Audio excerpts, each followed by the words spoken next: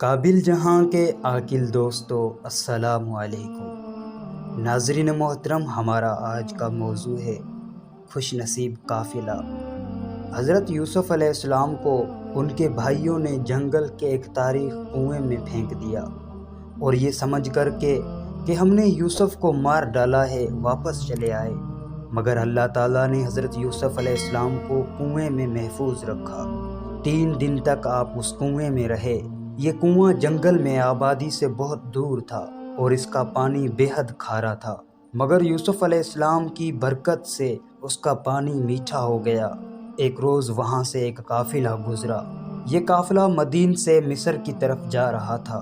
قافلے والے سب کنویں کے قریب اترے تو انہوں نے اس کنویں پر ایک آدمی بھیجا تاکہ وہ اس سے پانی کھینچ کر لائے۔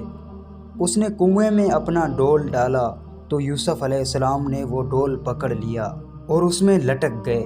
ڈول والے نے ڈول کھینچا تو یوسف علیہ السلام باہر تشریف لے آئے۔ اس نے جو آپ کا حسن و جمال دیکھا تو نہایت خوشی میں آ کر اپنے ساتھیوں کو مژدہ سنایا کہ یہ دیکھو، کنویں سے ایک خوبصورت لڑکا نکلا ہے۔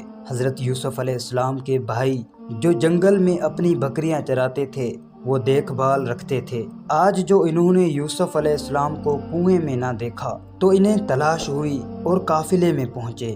وہاں انہوں نے یوسف علیہ السلام کو دیکھا تو سالار قافلہ سے کہا، یہ غلام ہے، ہمارے پاس سے بھاگ آیا ہے، کسی کام کا نہیں، نافرمان ہے، اگر خریدو تو ہم اسے سستا بیچ دیں گے، پھر اسے کہیں اتنی دور لے جانا کہ اس کی خبر بھی ہمارے سننے میں نہ آئے۔ یوسف علیہ السلام ان کے خوف سے خاموش رہے اور پھر آپ کے بھائیوں نے آپ کو قافلے والوں کے ہاتھ چند کھوٹے داموں پر بھیج دیا اور قافلے والے آپ کو خرید کر اپنے ساتھ مصر لے گئے۔ عزیز و دوستو، معلوم ہوا کہ جسے اللہ رکھے اسے کون چکھے۔ زمانہ لاکھ برا چاہے مگر وہی ہوتا ہے جو منظور خدا ہوتا ہے۔ اور یہ بھی معلوم ہوا کہ اللہ والوں کی برکت سے کھارے پانی بھی میٹھے ہو جاتے ہیں۔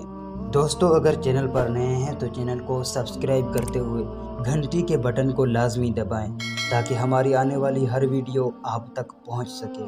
فرقان علی کو دیں اجازت، اللہ نگہبان۔